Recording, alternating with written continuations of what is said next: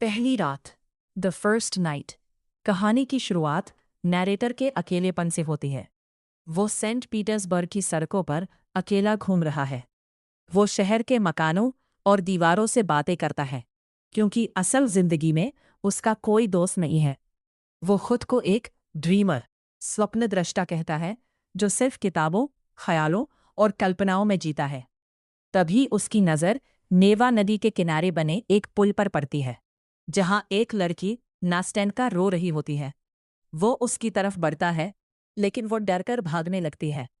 अचानक एक शराबी आदमी उस लड़की का पीछा करने लगता है। नैरेटर तुरंत दौड़कर आता है, अपनी छड़ी से उस शराबी को डराकर भगा देता है और नास्टेनका की जान बचाता है। नास्टेनका उसका शुक्रिया अदा करती है। दोनों में बातचीत शुरू होती है। नैरेटर अपनी जिंदगी के अकेलेपन को उसके सामने बयां कर देता है। नास्टेनका उससे वादा करती है कि वे अगली रात फिर मिलेंगे, लेकिन एक शर्त पर, तुम्हें मुझसे प्यार नहीं करना होगा। हम सिर्फ दोस्त रहेंगे। नैरेटर इस शर्त को मान जाता है। दूसरी रात, द सेकेंड नाइट। अगली रात दोनों उसी जगह मिलते हैं। नास्टेनका नैरेटर से उसके बारे में पूछती है। नैरेटर एक लंबा और भावुक भाषण देता है, जिसमें वो बताता है कि एक ड्रीमर की जिंदगी कितनी खोखली होती है। वो बताता है कि वो असल जिंदगी को जीने से डरता है और अपनी कल्पनाओं में ही खुशियां ढूंढता है। उसे डर है कि जब वो बूढ़ा होगा तो उसके पास याद रखने के लिए कोई असली याद नहीं होगी। नास्टेनका उसकी बातें सुनकर बहुत भावुक हो जाती है और कहती है कि वो अब अकेली नहीं है, वो उसकी दोस्त है। इसके बाद नास्टेनका अपनी कहानी सुनाती है। नास्टेनका की कहानी। नास्टेनका अपनी बूढ़ी और अंधी दादी के साथ रहती है। उसकी दादी इतनी सख्त है कि वे नास्टेनका को हमेशा अपने कपड़ों से एक पिन के जरिए बांधकर रखती हैं, ताकि वो कहीं भाग न जाए। उनकी जिंदगी बहुत नीरस थी, जब तक कि उनके घर में एक नया किराएदार नहीं आया। वो किराएदार बहुत अच्छा इंसान था। उसने नास्टेनका को पढ़ने के लिए किताबें दी, जैसे सर वॉल्टर स्कॉट और पुश्किन की किताबें, और उसे नाटक दिखाने भी ले गया। धीरे धीरे नास्टेनका को उस किराएदार से प्यार हो गया। जब उस किराएदार को काम के सिलसिले में 1 साल के लिए मॉस्को जाना पड़ा, तो नास्टेनका ने अपना घर छोड़कर उसके साथ भागने का फैसला किया। लेकिन किराएदार ने कहा कि अभी उसके पास पैसे नहीं हैं। उसने वादा किया कि ठीक 1 साल बाद वो सेंट पीटर्सबर्ग लौटेगा और उसी पुल पर नास्तेनका से शादी करेगा। आज उस वादे को पूरे 1 साल बीत चुके हैं और नास्तेनका कल रात से उसी पुल पर उसका इंतजार कर रही है, लेकिन वो नहीं आया। तीसरी रात, नैरेटर पूरी तरह से नास्तेनका के प्यार में डूब चुका है, लेकिन वो अपनी शर्त के कारण अपने जज्बात छुपा कर रखता है। नास्तेनका बहुत परेशान और उदास है, क्योंकि उसका प्रेमी अभी तक नहीं आया। वो सोचती है कि शायद उसने उसे धोखा दे दिया या वो उसे भूल गया।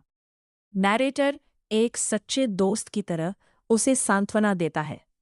वो नास्तेनका की मदद करने के लिए उस किराएदार के नाम एक पत्र ले जाने को तैयार हो जाता है, जिसे नास्तेनका ने लिखा था। नास्तेनका को नैरेटर की अच्छाई पर बहुत प्यार आता है। वो कहती है कि नैरेटर उस किराएदार से कहीं बेहतर और वफादार है। नास्तेनका का रोना और उसका दुख देखकर नैरेटर का दिल टूट जाता है, लेकिन वो मुस्कुराता रहता है। चौथी रात, द फोर्थ नाइट। चौथी रात को उम्मीदें टूटने लगती हैं। किराएदार का कोई अता पता नहीं है। नास्तेनका पूरी तरह टूट चुकी है और फूट फूट कर रोने लगती है। वो कहती है कि वो उस इंसान को अपने दिल से निकाल फेंकेगी जो उसे इस तरह तड़पा रहा है। नास्तेनका का दुख देखकर नैरेटर आखिरकार अपने दिल का राज खोल देता है। वो रोते हुए कबूल करता है कि वो नास्तेनका से बेपनाह मोहब्बत करता है। वो कहता है कि वो उस पर कोई दबाव नहीं डाल रहा, बस अपने जज्बात जाहिर कर रहा है। नास्तेनका हैरान रह जाती है। वो महसूस करती है कि नैरेटर ही वो इंसान है जो उसे बिना किसी शर्त के सबसे ज्यादा प्यार करता है। वो नैरेटर का हाथ थाम लेती है और कहती है, अगर वो नहीं आया तो मेरा प्यार सिर्फ तुम्हारे लिए है। मैं तुम्हें अपनाऊंगी, हम साथ मिलकर जिएंगे। दोनों बहुत खुश होते हैं। वे अपने भविष्य के सपने बुनने लगते हैं कि वे कैसे रहेंगे। नैरेटर दादी के घर में किराएदार बनकर आ जाएगा, इत्यादि। नैरेटर को लगता है कि उसकी जिंदगी का अकेलापन हमेशा के लिए खत्म हो गया और उसे उसकी दुनिया मिल गई। कहानी का टर्निंग पॉइंट। वे दोनों हाथ में हाथ डाले चल ही रहे होते हैं कि अचानक सामने से एक अजनबी शख्स गुजरता है।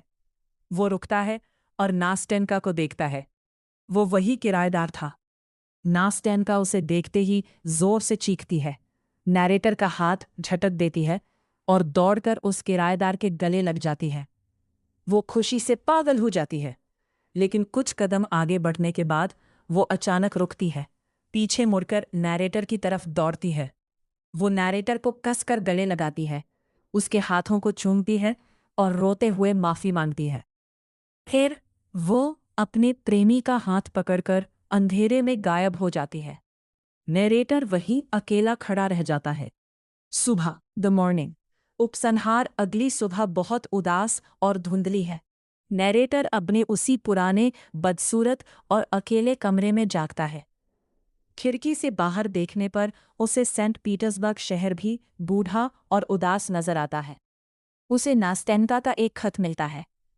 खत में नास्टेनका लिखती है, मुझे माफ कर देना, मैंने तुम्हारे साथ गलत किया, लेकिन मैं अपने पहले प्यार को नहीं भूल सकती थी। मैं तुमसे हमेशा प्यार करूंगी क्योंकि तुम्हारी आत्मा बहुत पवित्र है। मैं अपनी शादी में तुम्हें जरूर बुलाऊंगी। प्लीज मुझे माफ कर देना और मुझसे नफरत मत करना। नैरेटर खत पढ़कर रो पड़ता है, लेकिन उसके दिल में नास्टेनका के लिए कोई कड़वाहट, कोई गुस्सा या नफरत नहीं है। वो भगवान से प्रार्थना करता है कि नास्टेनका की जिंदगी हमेशा खुशियों से भरी रहे। कहानी के अंत में नैरेटर खुद से एक दार्शनिक सवाल पूछता है जो इस पूरी कहानी का निचोड़ है। हे भगवान, आनंद का एक पूरा पल, क्या ये एक इंसान की पूरी जिंदगी के लिए काफी नहीं है? 1. अकेलापन और अलगाव, लोनलीनेस एंड आइसोलेशन। कहानी दिखाती है कि कैसे बड़े शहरों में लोग भीड़ के बीच भी अंदर से पूरी तरह अकेले होते हैं। 2. भ्रम बनाम हकीकत, इल्यूजन वर्सेस रियलिटी। नैरेटर कल्पनाओं में जीता है जबकि नास्टेनका हकीकत में जीती है। अंत में हकीकत की जीत होती है और भ्रम टूट जाता है। 3. बिना शर्त प्यार, unconditional and selfless love. Narrator का प्यार इतना पवित्र है कि धोखा मिलने या रिजेक्ट होने के बाद भी वह नास्टेनका को बद्दुआ नहीं देता, बल्कि उसकी खुशी की कामना करता है।